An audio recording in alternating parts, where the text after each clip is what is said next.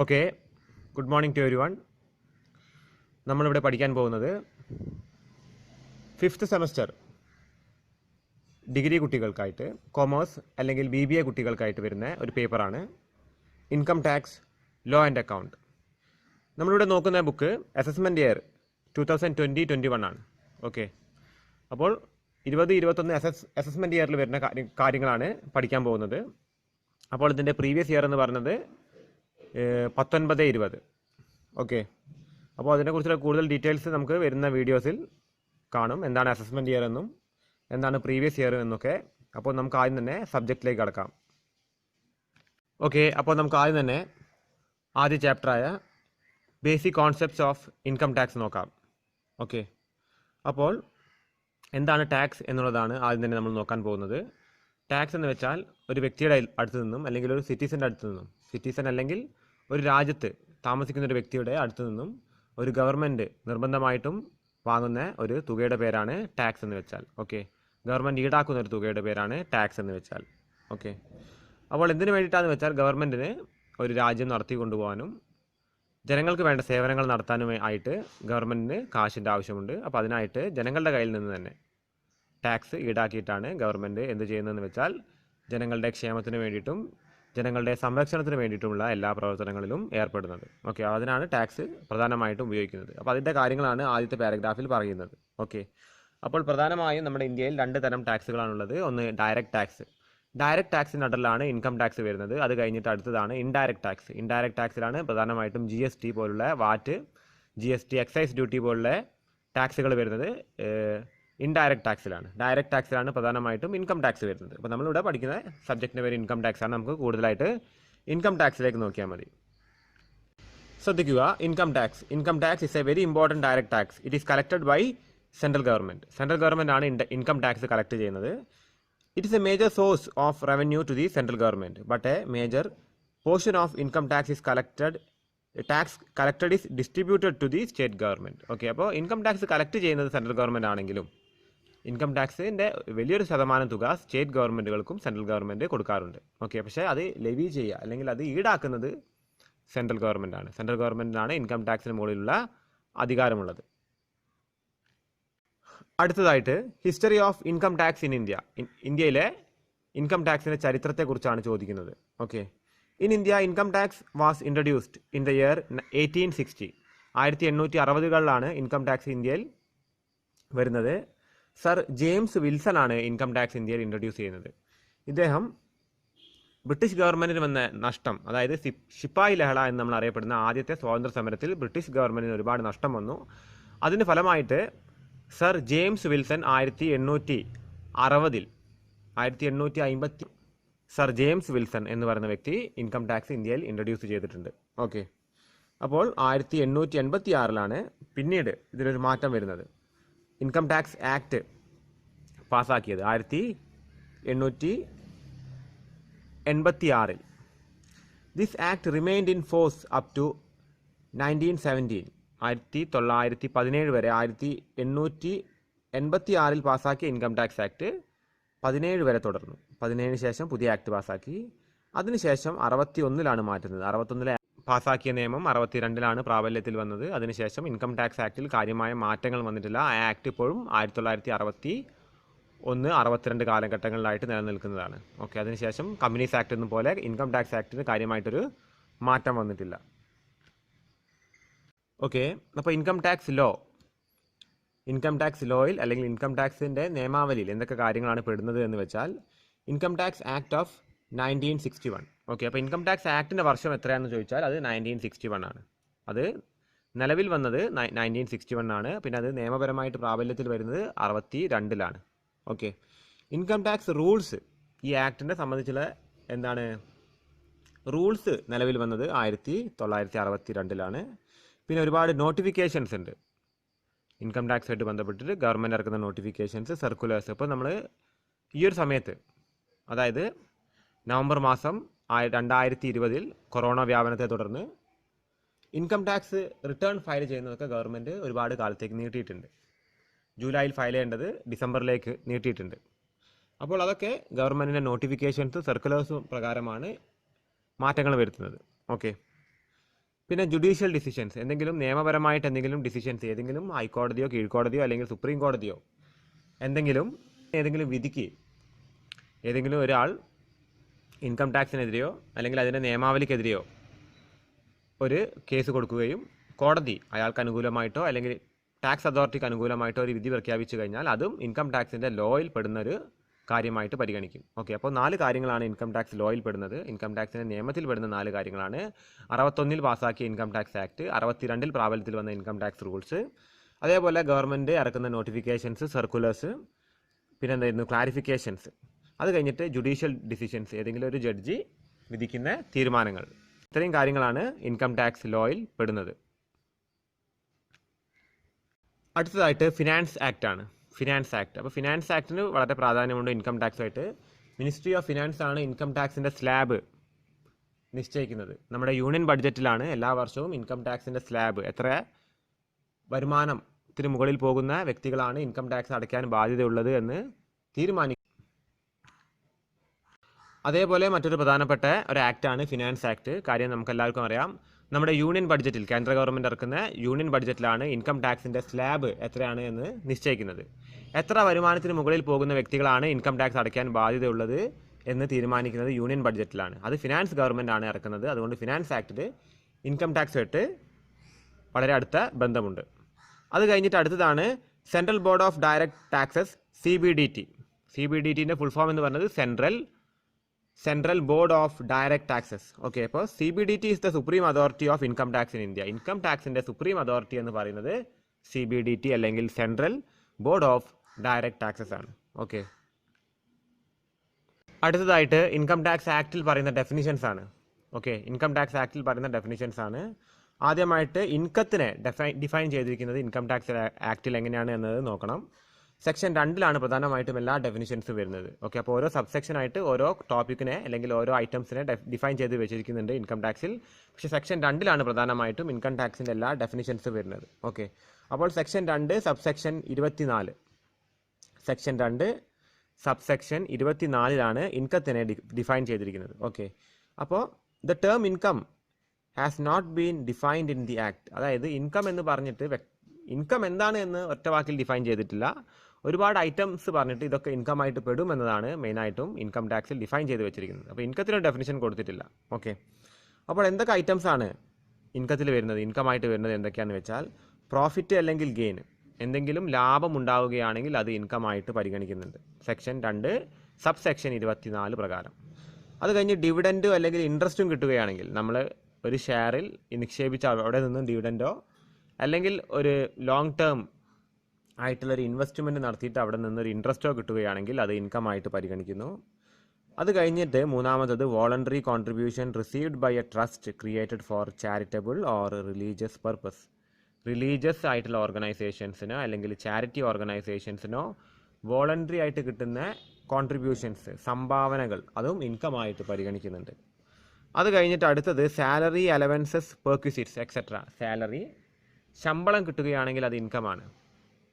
അത് കഴിഞ്ഞിട്ട് അലവൻസസ്, ശമ്പളത്തിൻ്റെ കൂടെ കിട്ടുന്ന അലവൻസസ്, വാടകയ്ക്ക് വേണ്ടിയിട്ട് കിട്ടുന്ന HRA, ട്രാവലിങ്ങിന് കിട്ടുന്ന ട്രാവലിംഗ് അലവൻസ്, ട്രാൻസ്പോർട്ട് അലവൻസ്, ഇതൊക്കെ എന്താണ് ഇൻകമായിട്ട് പരിഗണിക്കുന്നു. അതേപോലെ പെർക്വിസിറ്റ്സ്, കമ്പനി വക കാറ് കിട്ടുകയാണെങ്കിൽ, കമ്പനി വക റെഫ്രിജറേറ്ററോ അല്ലെങ്കിൽ അതുപോലുള്ള വീട്ടുപകരണങ്ങൾ കിട്ടുകയാണെങ്കിൽ അതൊക്കെ ഇൻകം ആയിട്ടാണ് പരിഗണിക്കുന്നത് according to income tax section 2 subsection 24 പ്രകാരം. അത് കഴിഞ്ഞിട്ട് ക്യാപിറ്റൽ ഗെയിൻസ്. ക്യാപിറ്റൽ ഗെയിൻസ് പറഞ്ഞാൽ ഒരു ക്യാപിറ്റൽ അസറ്റ് വിറ്റിട്ട് കിട്ടുന്ന ലാഭം. ക്യാപിറ്റൽ അസറ്റ് എന്താണെന്ന് നമുക്കറിയാം, ലാൻഡ്, ബിൽഡിങ്, ഫർണിച്ചർ, ഈ വക ക്യാപിറ്റൽ അസറ്റ്, ജ്വല്ലറി ഒക്കെ എന്താണ് ക്യാപിറ്റൽ അസറ്റാണ്. അത് വിറ്റിട്ട് നമുക്കൊരു ഗെയിന് കിട്ടുകയാണെങ്കിൽ, കൂടുതൽ തുക കിട്ടുകയാണെങ്കിൽ അത് ഇൻകം ആയിട്ടാണ് പരിഗണിക്കുന്നത്. അടുത്തത് വിന്നിങ് ഫ്രം ലോട്ടറി. ലോട്ടറി അടിക്കുകയാണെങ്കിൽ ഇൻകം ആയിട്ടാണ് പരിഗണിക്കുന്നത്. Crossword puzzles, races, card games or betting. അപ്പോൾ ഇതൊക്കെ നമ്മൾ എന്ത് ഗാംബ്ലിങ്ങിലൂടെയും നമ്മൾ കാശ് ഉണ്ടാക്കുകയാണെങ്കിൽ അതൊക്കെ ഇൻകം ആയിട്ടാണ് ഇൻകം ടാക്സിൽ പരിഗണിക്കുന്നത്. അടുത്തതായിട്ട് any sum received from employees as contribution to any provident or other fund. Provident fund കിട്ടുകയാണെങ്കിൽ അല്ലെങ്കിൽ എന്തെങ്കിലും വെൽഫെയർ ഫണ്ട് എംപ്ലോയിക്ക് കിട്ടുകയാണെങ്കിൽ അത് ഇൻകം ആയിട്ടാണ് പരിഗണിക്കുന്നത്. Any sum received under key man insurance policy which means a policy taken by a person. അപ്പോൾ നമുക്ക് ആദ്യം തന്നെ key man insurance policy, key man എന്ന് പറഞ്ഞാൽ താക്കോൽ സ്ഥാനത്തിരിക്കുന്ന ഒരു വ്യക്തി. താക്കോൽ സ്ഥാനത്ത് ഇരിക്കുന്ന ഒരു വ്യക്തിൻ്റെ പേരാണ് കീ മാൻ. അപ്പോൾ ഏതൊരു ഓർഗനൈസേഷനും ചിലപ്പോൾ അങ്ങനത്തെ ഒരു വ്യക്തി ഉണ്ടാവാം. എല്ലാം ഓൾ ഇൻ ഓൾ ആയിട്ട് കൈകാര്യം ചെയ്യുന്ന ഒരു വ്യക്തി. അപ്പോൾ ആ വ്യക്തിക്ക് വേണ്ടിയിട്ട് ഒരു സ്ഥാപനം ഇൻഷുറൻസ് എടുക്കുകയാണെങ്കിൽ, ആ ഇൻഷുറൻസ് ചിലപ്പോൾ മെച്യൂരിറ്റി പീരീഡിൽ പൈസ കിട്ടുകയാണെങ്കിൽ അത് ഇൻകം ആയിട്ടാണ് പരിഗണിക്കേണ്ടത്. ഒരു താക്കോൽ സ്ഥാനത്തിരിക്കുന്ന വ്യക്തിക്ക് വേണ്ടിയിട്ടൊരു ഓർഗനൈസേഷൻ, ഒരു ബിസിനസ് സ്ഥാപനം ഒരു ഇൻഷുറൻസ് എടുക്കുകയാണെങ്കിൽ ആ ഇൻഷുറൻസിന് കിട്ടുന്ന ക്ലെയിമിൻ്റെ എമൗണ്ട് നമ്മൾ ഇൻകം ആയിട്ടാണ് പരിഗണിക്കേണ്ടത് എന്നാണ് ഇൻകം ടാക്സിൽ സെക്ഷൻ 2 സബ് സെക്ഷൻ 24 പറയുന്നത്. ഇനി നമ്മൾ നോക്കാൻ പോകുന്നത് ഹു ഇസ് എ പേഴ്സൺ എന്നാണ്. ഓക്കെ, അത് വളരെ ഇമ്പോർട്ടൻ്റ് ആണ്. അപ്പോൾ ഇൻകം ടാക്സിൽ ഒരു പേഴ്സൺ എന്താണെന്ന് വെച്ചാൽ, ആരാണെന്ന് വെച്ചാൽ അതൊരു വ്യക്തിയല്ല. നമ്മളിപ്പോൾ ഇംഗ്ലീഷിൽ വെറുതെ പറയുകയാണെങ്കിൽ പേഴ്സൺ എന്ന് പറയുമ്പോൾ എന്താണ്, ഒരു മനുഷ്യനാണ് ഉദ്ദേശിക്കുന്നത്, ഒരു വ്യക്തി, ഒരു ഇൻഡിവിജ്വൽ ഹ്യൂമൻ ബീങ്ങിനെയാണ് നമ്മൾ പേഴ്സൺ എന്ന് പറയുന്നത്. പക്ഷേ ഇവിടെ ഇൻകം ടാക്സിൽ പറയുന്നത് according to section 2 subsection 31 define ചെയ്തിരിക്കുന്നത് പേഴ്സൺ ആരാണ് എന്ന് വെച്ചാൽ an individual, a Hindu undivided family, a company, a firm, an association of person or a body of individuals. നമ്മൾ നേരത്തെ ഈ പേര് കേട്ടതാണ്, അസോസിയേഷൻ ഓഫ് പേഴ്സണും ബോഡി ഓഫ് ഇൻഡിവിജ്വൽസ് എന്ന്. അപ്പോൾ ബോഡി ഓഫ് ഇൻഡിവിജ്വൽസ് എന്ന് പറഞ്ഞാൽ ഇൻഡിവിജ്വൽ, അതായത് ഒരു വ്യക്തി, ഒരുപാട് വ്യക്തികൾ ജോയിൻ ചെയ്തൊരു ബിസിനസ് നടത്തുകയാണെങ്കിൽ അല്ലെങ്കിൽ വരുമാനം ഉണ്ടാക്കുന്നൊരു സംരംഭം നടത്തുകയാണെങ്കിൽ അവിടെ എന്താണ് ബോഡി ഓഫ് ഇൻഡിവിജ്വൽസ് എന്ന് പറഞ്ഞാൽ മതി. പക്ഷേ ഒരു വ്യക്തിയും ഒരു കമ്പനിയും ചേർന്ന് നടത്തുമ്പോൾ എന്തായി, അവിടെ നമ്മൾ ബോഡി ഓഫ് ഇൻഡിവിജ്വൽസ് എന്ന് പറയാൻ സാധിക്കില്ല. അപ്പോൾ നമ്മളെന്ത് പറഞ്ഞു, അസോസിയേഷൻ ഓഫ് പേഴ്സൺസ് എന്ന് പറയണം. ഓക്കെ, അപ്പോൾ രണ്ടിൻ്റെ സ്വഭാവം ഒന്ന് തന്നെയാണ്. ടാക്സ് എങ്ങനെയാണ് ഈടാക്കുന്നത് അതൊക്കെ എന്താണ് ഒരേ മാർഗ്ഗത്തിൽ തന്നെയാണ് രണ്ടിനും ചെയ്യുന്നത്. അതിൻ്റെ അസസ്മെൻറ്റും ഒരേ രീതിയിൽ തന്നെയാണ് നടത്തുന്നത്. അപ്പോൾ കാര്യമായ മാറ്റങ്ങൾ വരുന്നില്ല, പേരിൽ വരുന്ന മാറ്റങ്ങളുള്ളൂ. അതെന്താണ്, ഈ ഒരു ടെക്നിക്കൽ ഡിഫിക്കൽട്ടി കൊണ്ട് ഉണ്ടാക്കിയ പേരിൽ വന്ന മാറ്റമാണ്. ഓക്കെ, ഒരു വ്യക്തിയും ഒരു കമ്പനിയും അല്ലെങ്കിൽ ഒരു ട്രസ്റ്റൊക്കെ ചേർന്നിട്ട് ഒരു ബിസിനസ് അല്ലെങ്കിൽ ഒരു വരുമാനം ഉണ്ടാക്കുന്ന ഒരു പ്രവൃത്തി ചെയ്ത് കഴിഞ്ഞാൽ അവിടെ അസോസിയേഷൻ ഓഫ് പേഴ്സൺ എന്ന് പറയും. ഒരുപാട് വ്യക്തികൾ ചേർന്നിട്ട് ഒരു ബിസിനസ് നടത്തി കഴിഞ്ഞാൽ അവിടെ ബോഡി ഓഫ് ഇൻഡിവിജ്വൽസ് എന്ന് പറയും. ഓക്കെ, പിന്നെ വരുന്നത് ലോക്കൽ അതോറിറ്റിയാണ്. നമ്മുടെ പഞ്ചായത്ത്, കോർപ്പറേഷനൊക്കെയാണ് ലോക്കൽ അതോറിറ്റി. അത് കഴിഞ്ഞിട്ട് എവരി ആർട്ടിഫിഷ്യൽ ജുഡീഷ്യൽ പേഴ്സൺ, എല്ലാ ആർട്ടിഫിഷ്യൽ ജുഡീഷ്യൽ പേഴ്സണും ഒരു പേഴ്സൺ ആയിട്ടാണ് പരിഗണിക്കുന്നത്. അപ്പോൾ ആർട്ടിഫിഷ്യൽ ജുഡീഷ്യൽ പേഴ്സൺ എന്ന് പറഞ്ഞാൽ ഐഡിൽ മീൻസ് എന്താണ്, ഒരു വിഗ്രഹം, ഒരു അമ്പലത്തിലെ ക്ഷേത്രത്തിലെ വിഗ്രഹം ഐഡിലാണ്. അതെന്താണ്, ആ വിഗ്രഹം ഒരു ആർട്ടിഫിഷ്യൽ ജുഡീഷ്യൽ പേഴ്സൺ ആണ്. പിന്നെന്താണ്, യൂണിവേഴ്സിറ്റി ആർട്ടിഫിഷ്യൽ ജുഡീഷ്യൽ പേഴ്സൺ ആണ്. പിന്നെ ഒരു ഡേറ്റി പറഞ്ഞാൽ എന്താണ്, ആരാധനാമൂർത്തി, അതും ആർട്ടിഫിഷ്യൽ ജുഡീഷ്യൽ പേഴ്സൺ ആണ്. ചിലപ്പോൾ വിഗ്രഹം ഇല്ലാത്ത സ്ഥലങ്ങളുണ്ടാവാം. ഓക്കെ, പിന്നെ എന്താണ്, ഒരു പബ്ലിക് കോർപ്പറേഷൻ എന്താണ്, ആർട്ടിഫിഷ്യൽ ജുഡീഷ്യൽ പേഴ്സൺ ആണ്. ഇനി അടുത്തത് എന്താണ് അസസ്മെൻറ്റ് ഇയർ എന്നാണ് നോക്കേണ്ടത്. Section 2 sub section 9 assessment year define ചെയ്തിരിക്കുന്നത്. സെക്ഷൻ 2 സബ് സെക്ഷൻ 9 അതിലാണ് അസസ്മെൻറ്റ് ഇയർ ഡിഫൈൻ ചെയ്തിരിക്കുന്നത്. Assessment year means the period of 12 months. Assessment year എന്താണ്, ഒരു പീരീഡ് ഓഫ് 12 months, ഒരു വർഷം. Commencing on the first off day of April every year and ending of 31st March. നമ്മൾ financial year പോലെ തന്നെ April 1 തുടങ്ങി March 31 അവസാനിക്കും. It is the year in which assessment is made. Assessment നടത്തുന്നത് ആ ഇയറിലാണ്. അപ്പോൾ ഒരാളുടെ ഇൻകം കമ്പ്യൂട്ട് ചെയ്തിട്ട് ചെയ്യുന്നത്, എന്നിട്ട് ടാക്സ് അടയ്ക്കുന്നത് അസസ്മെൻറ്റ് ഇയറിലാണ്. ഒരാളുടെ ഇൻകം കമ്പ്യൂട്ട് ചെയ്തിട്ട് ടാക്സ് അടയ്ക്കുന്നത് അസസ്മെൻറ്റ് ഇയറിലാണ്. പക്ഷേ ഒരു പ്രധാനപ്പെട്ട കാര്യം ശ്രദ്ധിക്കുക, അധിക കേസിലും 90% കേസുകളിലും അസസ്മെൻറ്റ് ഇയറിൽ സമ്പാദിച്ച ഇൻകം അല്ല ഒരാൾ ടാക്സ് അടയ്ക്കുന്നത്. അതിന് മുൻപത്തെ വർഷം സമ്പാദിച്ച ഇൻകത്തിൻ്റെ കമ്പ്യൂട്ട് ചെയ്തിട്ട് അസസ്മെൻറ്റ് ഇയറിൽ ടാക്സ് അടയ്ക്കുകയാണ് ചെയ്യുന്നത്. അപ്പോൾ അതുകൊണ്ട് തന്നെ അതിൻ്റെ പേര് പ്രീവിയസ് ഇയർ എന്നാണ്. ഇൻകം നമ്മൾ സ്വീകരിക്കുന്ന വർഷം, ഇൻകം നമുക്ക് കിട്ടുന്ന വർഷമാണ് പ്രീവിയസ് ഇയർ. ഓക്കെ, ഇൻകം നമുക്ക് ലഭിക്കുന്ന വർഷത്തിൻ്റെ പേരാണെന്ത്, പ്രീവിയസ് ഇയർ. അപ്പോൾ പ്രീവിയസ് ഇയർ കിട്ടിയിട്ട് നമ്മൾ അസസ്മെൻറ്റ് ഇയറിൽ നമ്മൾ എന്ത് ചെയ്യും, നമ്മളത് ഇൻകം കമ്പ്യൂട്ട് ചെയ്യുകയും അത് ടാക്സ് നമ്മൾ അടയ്ക്കുകയും ചെയ്യുന്നു. ഓക്കെ, അപ്പോൾ ഈ വർഷം നമുക്കിപ്പോൾ ഇൻകം കിട്ടുകയാണെങ്കിൽ നമ്മൾ അടുത്ത വർഷമാണ് ഇൻകം കമ്പ്യൂട്ടൊക്കെ ചെയ്തിട്ട് നമ്മൾ പോയി ടാക്സ് അടയ്ക്കുന്നത്. അപ്പോൾ ആ വർഷം, അതായത് അടുത്ത വർഷം അസസ്മെൻറ്റ് ഇയറും ഈ വർഷം പ്രീവിയസ് ഇയറുമാണ്.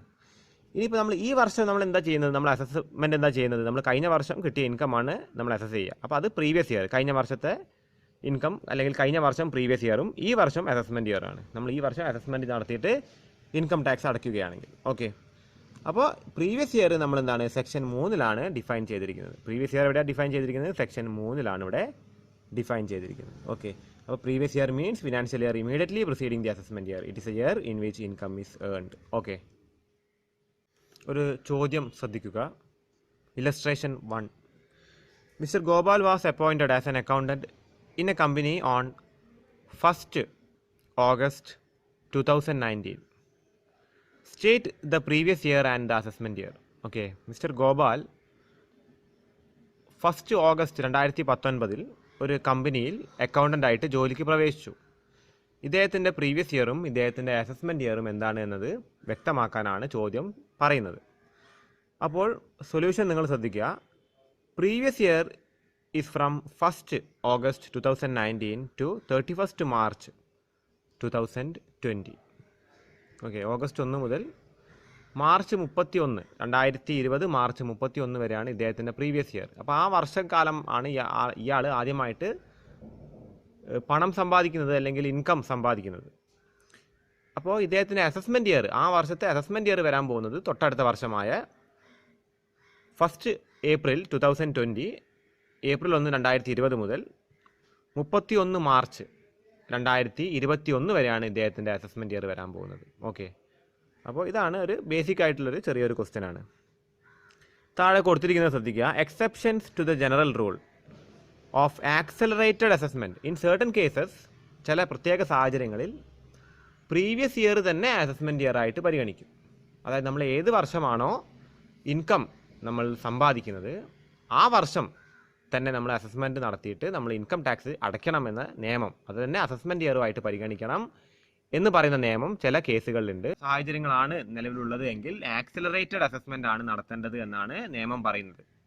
അപ്പോൾ ആദ്യം സെക്ഷൻ 172 പറഞ്ഞിരിക്കുന്നത് income from non resident from shipping business. അപ്പോൾ നോൺ റെസിഡൻറ്റ് ഷിപ്പിംഗ് ബിസിനസ്സിൽ നിന്നുള്ള ഒരാളാണെങ്കിൽ, നോൺ റെസിഡൻറ്റ് എന്ന് പറഞ്ഞാൽ സ്ഥിരമായിട്ട് നമ്മുടെ ഇന്ത്യയിൽ താമസിക്കാത്തൊരു വ്യക്തി.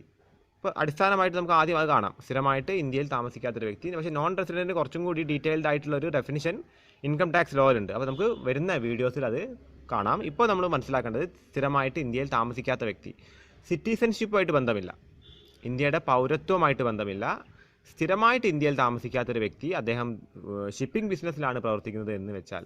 അപ്പോൾ ഷിപ്പ് ഇന്ത്യൻ തീരത്ത് അടുത്തിട്ട് അവിടെ നിന്ന് പ്രവർത്തിച്ചിട്ട് ആ വർഷം ഇയാൾ ഇന്ത്യയിൽ നിന്ന് സമ്പാദിക്കുന്നുണ്ട് നമുക്ക് കാശ്. ഇയാൾ ഇന്ത്യ വിട്ടിട്ട് ഷിപ്പിൽ കയറി പോയി കഴിഞ്ഞാൽ പിന്നെ ഇദ്ദേഹത്തിൻ്റെ കയ്യിൽ നിന്ന് അടുത്ത വർഷം, അത് അസസ്മെൻറ്റ് ഇയറിൽ ഇൻകം അല്ലെങ്കിൽ ടാക്സ് നമുക്ക് ഈടാക്കാൻ ബുദ്ധിമുട്ടാകും. അപ്പോൾ അതുകൊണ്ട് ഏത് വർഷമാണോ ഇൻകം ഇദ്ദേഹം വാങ്ങുന്നത്, ഒരു വ്യക്തി വാങ്ങുന്നത്, ആ വർഷം തന്നെ എന്ത് ചെയ്യുക, അസസ്മെൻറ്റ് നടത്തിയിട്ട് ടാക്സ് അടയ്ക്കാനാണ് നിയമം പറയുന്നത് സെക്ഷൻ 172 പ്രകാരം. ഇനി സെക്ഷൻ 174 പറയുന്നത് income of persons leaving India. അപ്പോൾ നമ്മളൊരു 5 മാസമൊക്കെ ഇന്ത്യയിൽ ജോലി ചെയ്തിട്ട് ഈ വർഷം ഇന്ത്യയിൽ നിന്ന് പോകാൻ തയ്യാറെടുക്കുകയാണെങ്കിൽ, പക്ഷേ നമ്മൾ വാങ്ങിയ ശമ്പളം, 5 മാസം വാങ്ങിയ ശമ്പളം വളരെ കൂടുതലും ഇൻകം ടാക്സ് അടയ്ക്കാൻ നമ്മൾ ബാധ്യതയുണ്ടെങ്കിൽ നമ്മൾ ആ സമയം തന്നെ നമ്മൾ അസസ്മെൻറ്റ് നടത്തിയിട്ട് ഇൻകം ടാക്സ് അടയ്ക്കണം. So income of persons leaving India section 174. Okay, ഇനി 174A പറയുന്നത് income of an association of persons or a body of individuals formed for a particular purpose. അപ്പോൾ association of persons and body of individuals, ഒരു വ്യക്തികളുടെ കൂട്ടായ്മ, അല്ലെങ്കിൽ ഒരു വ്യക്തിയും ഒരു ഇൻഡിവിജ്വലും ഒരു കമ്പനിയുമായിട്ടൊക്കെ ഉള്ള കൂട്ടായ്മകൾ ഉണ്ടെങ്കിൽ അവരൊരു പെർട്ടിക്കുലർ പ്രോസസ്സിനായിട്ട് അല്ലെങ്കിൽ ഒരു പെർട്ടിക്കുലർ ആവശ്യത്തിനായിട്ട് മാത്രം ആണ് ഒരു ബിസിനസ് നടത്തുന്നത്. പക്ഷേ ഈ ആവശ്യം അടുത്ത വർഷം നിലവിൽ വരാൻ പോകുന്നില്ല. അടുത്ത വർഷം ഈ ഒരു അസോസിയേഷൻ അവർ പിരിക്കാനും ചാൻസ് ഉണ്ടെങ്കിൽ ഈ വർഷം തന്നെ എന്ത് ചെയ്യുക, ടാക്സ് അടയ്ക്കുക. കാര്യം അസോസിയേഷൻ പിരിച്ചു കഴിഞ്ഞാൽ പിന്നെ അവിടെ എന്തില്ല, അതിനൊരു എൻറ്റിറ്റി ഇല്ല. പിന്നെ ആരെ കയ്യിൽ നിന്ന് ടാക്സ് ഈടാക്കുമെന്ന ബുദ്ധിമുട്ടുകളും പിന്നെ നിയമവശമായിട്ടുള്ള ഒരുപാട് പ്രശ്നങ്ങളും ഗവൺമെൻറ്റിന് വരും. അതുകൊണ്ട് തന്നെ ഒരു പെർട്ടിക്കുലർ പേർപ്പസിന് വേണ്ടിയിട്ട് നിലവിൽ വന്നിരിക്കുന്ന അസോസിയേഷൻ ഓഫ് പേഴ്സണോ അല്ലെങ്കിൽ ബോഡി ഓഫ് ഇൻഡിവിജ്വലോ, ഇത് പറയുന്നത് ഒരു കൂട്ടായ്മയാണ്. ഒരു കൂട്ടായ്മ വന്നിട്ട് ഒരു പെർട്ടിക്കുലർ കാര്യത്തിനായിട്ട് അവർ ജോലി ചെയ്തു. പക്ഷെ ആ ജോലി അടുത്ത വർഷത്തേക്ക് നീണ്ടുപോകാൻ ചാൻസ് ഇല്ലെങ്കിൽ ഈ വർഷം തന്നെ എന്ത് ചെയ്യാന്ന് വെച്ചാൽ അതിൻ്റെ ടാക്സ് അങ്ങ് അടയ്ക്കുക, അസസ്മെൻറ്റ് നടത്തിയിട്ട് ടാക്സ് അടയ്ക്കുക. അത് കഴിഞ്ഞിട്ട് അടുത്ത പോയിന്റ് ശ്രദ്ധിക്കുക, transfer of property to avoid tax.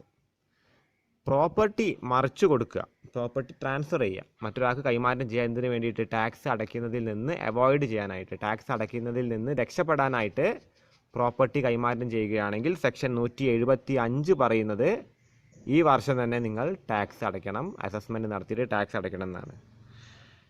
ഇനി അഞ്ചാമത്തെ പോയിന്റ് പറയുന്നത് on discontinuance of a business or profession. അപ്പോൾ ഒരു ഡോക്ടറോ വക്കീലോ അല്ലെങ്കിൽ ഒരു ബിസിനസ് സ്ഥാപനമോ ഈ വർഷത്തോടു കൂടി പണി നിർത്താൻ പോവുകയാണെങ്കിൽ, ഓക്കെ, അപ്പോൾ അവരെന്ത് ചെയ്യുക, ഈ വർഷം തന്നെ ടാക്സ് അടയ്ക്കുക സെക്ഷൻ 176 പ്രകാരം. ഓക്കെ, അപ്പോൾ 172, 174, 175(6) ഈ സെക്ഷനുകളിലാണ് ആക്സിലറേറ്റഡ് അസസ്മെൻറ്റിനെ കുറിച്ചിട്ട് പറയുന്നത്. ഓക്കെ, ഇനി അടുത്തതായിട്ട് നമ്മൾ നോക്കുന്നത് SSC എന്താണ് എന്നുള്ളതാണ്. Definition of SSC. അപ്പോൾ SSCയെ ഡിഫൈൻ ചെയ്തിരിക്കുന്നത് സെക്ഷൻ 2 സബ്സെക്ഷൻ 7ലാണ് SSCയെ ഡിഫൈൻ ചെയ്തിരിക്കുന്നത്. അപ്പോൾ SSC എന്താണെന്ന് വെച്ചാൽ SSC മീൻസ് എ പേഴ്സൺ. അപ്പോൾ നമ്മൾ നേരത്തെ കണ്ടു സെക്ഷൻ 2 സബ്സെക്ഷൻ 31ൽ പേഴ്സൺ എന്താണ് എന്നുള്ളത് നമ്മൾ കണ്ടു. ഓക്കെ, അപ്പോൾ SSCയെ കുറിച്ച് പറയുന്നത് SSC means a person who is liable to pay tax. അപ്പോൾ ടാക്സ് അടയ്ക്കാൻ ബാധ്യതപ്പെട്ട ഒരു വ്യക്തി SSC ആണ്. അതല്ലെങ്കിൽ any other sum of money like interest or penalty under the act. അപ്പോൾ ഈ ആക്ട് പ്രകാരം ഒരു ഇൻട്രസ്റ്റോ പെനാൽറ്റിയോ ഏതെങ്കിലും ഒരു എമൗണ്ട് അടയ്ക്കാനുണ്ടെങ്കിൽ അയാളും SSC ആണ്. Okay, in respect of whom any proceeding under this act have been taken for assessment for his income or income of any other person in respect to which he is assessable. Okay, അപ്പോൾ income ടാക്സിൻ്റെ എന്തെങ്കിലും proceedings ഇദ്ദേഹത്തിന് മുകളിൽ വരികയാണെങ്കിൽ അദ്ദേഹവും ഒരു SSC ആണ്. അപ്പോൾ അദ്ദേഹത്തിൻ്റെ ഇൻകത്തിൻ്റെ മുകളിലാണ് ആണെങ്കിലും അല്ലെങ്കിൽ അദ്ദേഹവുമായിട്ട് റിലേറ്റഡ് ആയിട്ട് വേറൊരു വ്യക്തിയും ഇവിടെ ഇൻകത്തിൻ്റെ മുകളിൽ, പക്ഷേ ആ വ്യക്തിയുടെ ഇൻകം ഇദ്ദേഹത്തിനാണ് അസസ്മെൻറ്റ് വരുന്നതെങ്കിൽ, ഇപ്പോൾ ഒരു മൈനർ ചൈൽഡിൻ്റെ കേസ് എടുക്കുകയാണെങ്കിൽ പ്രായപൂർത്തിയാവാത്തൊരു കുട്ടിയുടെ ഇൻകത്തിൻ്റെ അസസ്മെൻറ്റ് ആ കുട്ടിയുടെ പാരൻസിൻ്റെ മുകളിലാണ് വരുന്നത്. പ്രധാനമായിട്ടും അച്ഛൻ്റെ മുകളിലാണ് വരിക. കാര്യം എന്താണെന്ന് വെച്ചാൽ പ്രധാനമായിട്ടും വീട്ടിലേക്ക് ജോലി ചെയ്ത് സമ്പാദിച്ചു കൊണ്ടുവരുന്നത് പുരുഷന്മാരായിരിക്കും. അല്ലാന്നുണ്ടെങ്കിൽ പ്രധാനപ്പെട്ട വരുമാനം ആ വീട്ടിലെ സ്ത്രീ അല്ലെങ്കിൽ ആ കുട്ടിയുടെ അമ്മയാണെങ്കിൽ അവരുടെ പേരിലായിരിക്കും വരിക. ഓക്കെ, അപ്പോൾ മൂന്നാമത്തെ പോയിന്റ് പറയുന്നത് in respect of whom any proceedings under this act have been taken for assessment of loss sustained by him or amount of refund due to him. അപ്പോൾ ഏതെങ്കിലും ഒരു വ്യക്തിക്ക് ഇൻകം ടാക്സിൽ നിന്ന് എന്തെങ്കിലും റീഫണ്ട് കിട്ടാണ്ടെങ്കിലും അദ്ദേഹവും SSC ആയിട്ടാണ് പരിഗണിക്കുന്നത്. ഓക്കെ, ഇനി നാലാമത്തെ പോയിന്റ് ശ്രദ്ധിക്കുക. Who is deemed to be an SSC. കരുതപ്പെടുന്നത്. ഡീംഡ് ടു ബി എന്ന് വെച്ചാൽ കരുതപ്പെടുന്നത്. ഒരു SSC ആയിട്ട് ചിലരെ കരുതപ്പെടാം. ഓക്കെ, അഞ്ചാമത്തത് who is deemed to be an SSC in default. എന്തെങ്കിലും കാരണം കൊണ്ട് ഇദ്ദേഹം എന്തെങ്കിലും ചെയ്യേണ്ട കാര്യങ്ങൾ ചെയ്യാതെ പോയാൽ, നിയമപരമായിട്ട് ചെയ്യേണ്ട എന്തെങ്കിലും കാര്യങ്ങൾ ചെയ്യാതെ പോയാൽ ഇദ്ദേഹം deemed to be an SSC ആയി തീരും. Okay, in default. ഓക്കെ, അപ്പോൾ എന്താണ് ഡീംഡ് SSC എന്നതാണ് നമ്മൾ നോക്കേണ്ടത്. A person who is considered as an SSC for some other persons or representatives or some other persons is called deemed SSC. മറ്റൊരു വ്യക്തി കാരണം അസസ്മെൻറ്റ് അല്ലെങ്കിൽ SSC ആയി തീരുന്ന ഒരു വ്യക്തിയുടെ പേരാണ് ഡീംഡ് SSC. ഓക്കെ, ഇനി അടുത്തത് പറഞ്ഞത് SSC ഇൻ ഡിഫോൾട്ട് എന്താണെന്ന് വെച്ചാൽ when a person is liable to do a work under duty under this act and if he fails to do that he is called SSC in default. Okay, അപ്പോൾ SSC in default എന്ന് വെച്ചാൽ income tax act പ്രകാരം എന്തെങ്കിലും ഒരു പ്രക്രിയ അല്ലെങ്കിൽ എന്തെങ്കിലും ഒരു കാര്യം ചെയ്യാനായിട്ടുണ്ടായിരുന്നെങ്കിൽ അത് ചെയ്യാൻ വിട്ടുപോയിട്ടുണ്ടെങ്കിൽ ഒരു വ്യക്തി SSC ഇൻ ഡിഫോൾട്ട് ആയിട്ട് തീരും. ഒരു കാര്യം ചെയ്യാൻ മറന്നുപോയാൽ അക്കോർഡിംഗ് ടു ഇൻകം ടാക്സ് ആക്ടിൽ ചെയ്യാൻ മറന്നുപോയിട്ടുണ്ടെങ്കിൽ അദ്ദേഹം SSC ഇൻ ഡിഫോൾട്ട് ആയി തീരും. ഇനി അടുത്തത് നോക്കുക, അഗ്രികൾച്ചറൽ ഇൻകത്തിനെ ഡിഫൈൻ ചെയ്തിരിക്കുന്നതാണ്. Agricultural income. അപ്പോൾ സെക്ഷൻ 2 സബ്സെക്ഷൻ 1(a)ലാണ് അഗ്രികൾച്ചറൽ ഇൻകത്തിനെ ഡിഫൈൻ ചെയ്തിരിക്കുന്നത്.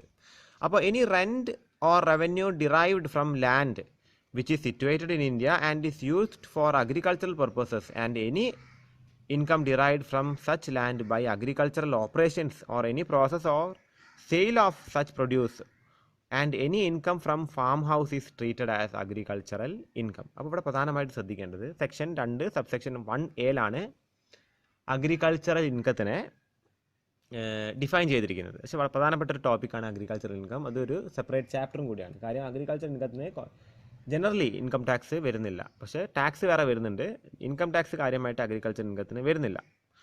ഓക്കെ, അപ്പോൾ ഇവിടെ പ്രധാനമായിട്ട് ശ്രദ്ധിക്കേണ്ട ഒരു കാര്യം, ഈ അഗ്രികൾച്ചറൽ ലാൻഡ് എവിടെ ആയിരിക്കണം എന്ന് വെച്ചാൽ ഇന്ത്യയിലായിരിക്കണം. അപ്പോൾ ഇന്ത്യയുടെ പൊളിറ്റിക്കൽ ബൗണ്ടറീൻ്റെ ഉള്ളിൽ വരുന്ന സ്ഥലത്തായിരിക്കണം ഈ പറയുന്ന agricultural land. Okay, and is used for agricultural purpose. അപ്പോൾ അഗ്രികൾച്ചർ പർപ്പസിന് വേണ്ടി യൂസ് ചെയ്യുന്ന ഒരു ലാൻഡ് ആയിരിക്കണം, അത് ഇന്ത്യയിലായിരിക്കണം. അവിടെ നിന്ന് കിട്ടുന്ന വരുമാനം, അവിടെ നിന്ന് കിട്ടുന്ന വിളവിൻ്റെ അത് വിറ്റ് കിട്ടുന്ന കാശിനെയാണ് മെയിനായിട്ടും അഗ്രികൾച്ചറൽ ഇൻകം ആയിട്ട് പരിഗണിക്കുന്നത്. അല്ലെങ്കിൽ ഫാം ഹൗസിനെയും അഗ്രികൾച്ചറൽ ഇൻകം ആയിട്ട് പരിഗണിക്കുന്നുണ്ട്. ഇനി അടുത്തത് 7ാമത്തെ പോയിന്റ് നോക്കുക, what is gross total income. Okay, gross total income. അപ്പോൾ നമ്മൾ ആദ്യം തന്നെ നോക്കാനുള്ളത് സോഴ്സസ് ഓഫ് ഇൻകം ആണ് നമ്മൾ ആദ്യം ശ്രദ്ധിക്കാനുള്ളത്.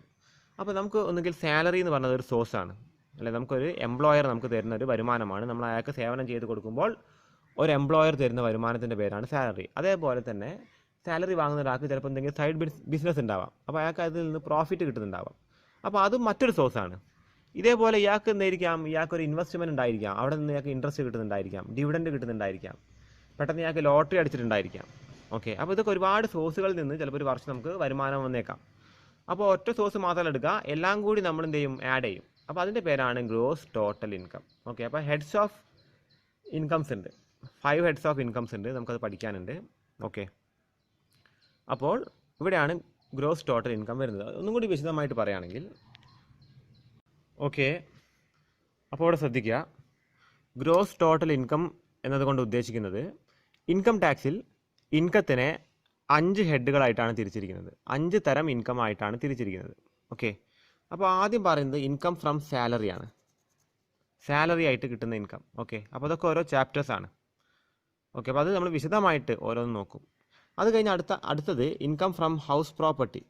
ഓക്കെ, അത് നമ്മൾ വീടൊക്കെ വാടകയ്ക്ക് കൊടുക്കുമ്പോൾ കിട്ടുന്ന ഇൻകമാണ് ഇൻകം ഫ്രം ഹൗസ് പ്രോപ്പർട്ടി. പിന്നെ PGBP എന്ന് വെച്ചാൽ profit and gain from business or profession. Profit and gain from business or profession, അതായത് നമ്മൾ ബിസിനസ് നടത്തിയിട്ടോ അല്ലെങ്കിൽ ഒരു പ്രൊഫഷൻ നടത്തിയിട്ടോ കിട്ടുന്ന പ്രോഫിറ്റ് അല്ലെങ്കിൽ ഗെയിൻ. അടുത്തത് ക്യാപിറ്റൽ ഗെയിൻ. ക്യാപിറ്റൽ ഗെയിൻ എന്താണെന്ന് വെച്ചാൽ ക്യാപിറ്റൽ അസറ്റ് വിറ്റ് കിട്ടുന്ന ഇൻകം. ഇപ്പോൾ റിയൽ എസ്റ്റേറ്റ് നമ്മൾ സ്ഥലം വാങ്ങിയിട്ട് മറച്ച് വെക്കുമ്പോൾ നമുക്ക് പ്രോഫിറ്റ് കിട്ടുകയാണെങ്കിൽ അത് ക്യാപിറ്റൽ ഗെയിൻ അണ്ടറിൽ വരുന്ന ഇൻകമാണ്. അതർ സോഴ്സ്, അതായത് ഈ 4നും പെടാത്ത എന്തെങ്കിലും ഇൻകം ഉണ്ടെങ്കിൽ അത് അതർ സോഴ്സിലേക്ക് ഇട്ടേക്കുക. ഓക്കെ, അത് അതർ സോഴ്സിലേക്ക് ഇടുക. അതിന് ചില മാനദണ്ഡങ്ങളുണ്ട്, ചിലതൊന്നും അതർ സോഴ്സിലേക്കും പോകില്ല. ഓക്കെ, അപ്പോൾ ഇത്രയും കാര്യങ്ങളാണ് എന്തിൽ വരുന്നത്, ഗ്രോസ് ടോട്ടൽ ഇൻകം ആയിട്ട് വരുന്നത്. ഓക്കെ, അപ്പോൾ നമ്മൾ ഗ്രോസ് ടോട്ടൽ ഇൻകം എന്താണെന്ന് കണ്ടു. ഇനി അടുത്തതായിട്ട് ടോട്ടൽ ഇൻകം എന്താണ്, ടോട്ടൽ ഇൻകം എന്നതാണ് നോക്കാനുള്ളത്. അപ്പോൾ ഗ്രോസ് ടോട്ടൽ ഇൻകത്തിൽ നിന്ന് ഡിഡക്ഷൻസ് എന്തെങ്കിലും നമുക്ക് കുറയ്ക്കാനുണ്ടെങ്കിൽ കുറയ്ക്കുക. അണ്ടർ സെക്ഷൻ 80ലാണ് ഈ ഡിഡക്ഷൻസിനെ കുറിച്ചിട്ടൊക്കെ പറയുന്നത്. അപ്പോൾ അതൊക്കെ കുറച്ച് കഴിഞ്ഞാൽ അവസാനം കിട്ടുന്നതാണ് ടോട്ടൽ ഇൻകം. ആ ടോട്ടൽ ഇൻകത്തിൻ്റെ അടിസ്ഥാനത്തിൽ വെച്ചുകൊണ്ടാണ് നമ്മൾ ടാക്സ് അടയ്ക്കുന്നത്. അതിന് വെച്ചിട്ട് നമ്മൾ ശതമാനം നോക്കിയിട്ടാണ് ടാക്സ് അടയ്ക്കുന്നത്. അപ്പോൾ ടോട്ടൽ ഇൻകത്തിൻ്റെ സെക്ഷൻ വരുന്നത് സെക്ഷൻ 2 സബ്സെക്ഷൻ 45 ആണ്. Section 2 subsection 45. ഗ്രോസ് ടോട്ടൽ ഇൻകത്തിൻ്റെ സെക്ഷൻ വരുന്നത് സെക്ഷൻ 80B5 ആണ്. ഓക്കെ, ഇനി അടുത്തതായിട്ട് maximum marginal rate of tax ആണ്. സെക്ഷൻ 29C പറയുന്നത് maximum marginal rate of tax. അപ്പോൾ maximum marginal rate is the rate of tax including surcharge applicable to highest slab. Okay, അപ്പോൾ present maximum rate of individual, അതായത് individual അടയ്ക്കേണ്ട maximum rate എത്രയാണെന്ന് വെച്ചാൽ 30%. Okay, 30% maximum marginal rate. അതായത് tax അടയ്ക്കേണ്ട maximum rate എത്രയാണ്, ഒരു ഇൻഡിവിജ്വലിനെ സംബന്ധിച്ചത് 30%. ഫോറിൻ കമ്പനിക്ക് ഒരു 40% വരുന്നുണ്ട് വേറെ. ഓക്കെ, പിന്നെ അടുത്തത് കാഷ്വൽ ഇൻകം എന്ന് വെച്ചാൽ എന്താണ് ഒരു casual income? Any receipt of casual or non recurring nature, പെട്ടെന്ന് കിട്ടുന്നൊരു income. Non recurring means repetition. അത് സാലറി നമുക്കറിയാം റിക്കറിംഗ് നേച്ചറിലെ ഇൻകമാണ്, എല്ലാ മാസവും കിട്ടിക്കൊണ്ടിരിക്കുന്നുണ്ട്. അതാണ് റിക്കറിംഗ് ഇൻകം എന്ന് പറയുന്നത്. അപ്പോൾ നമുക്ക് ലോട്ടറി അടിക്കുന്ന എപ്പോഴും കിട്ടുന്നതാണ്, അതൊരു കാഷ്വൽ ആയിട്ട് കിട്ടുന്നതാണ്. അതുകൊണ്ടാണ് അതിനെ പറയുന്നത് കാഷ്വൽ ഇൻകം എന്ന് പറയുന്നത്. ഓക്കെ, ഇനി അടുത്തത് ഫീച്ചേഴ്സ് ഓഫ് ഇൻകം ടാക്സ്. എന്തൊക്കെയാണ് ഇൻകം ടാക്സിൻ്റെ ഫീച്ചേഴ്സ് ആയിട്ട് വരുന്നത്? ഇൻകം ടാക്സ് ഒരു ഡയറക്റ്റ് ടാക്സ് ആണ്.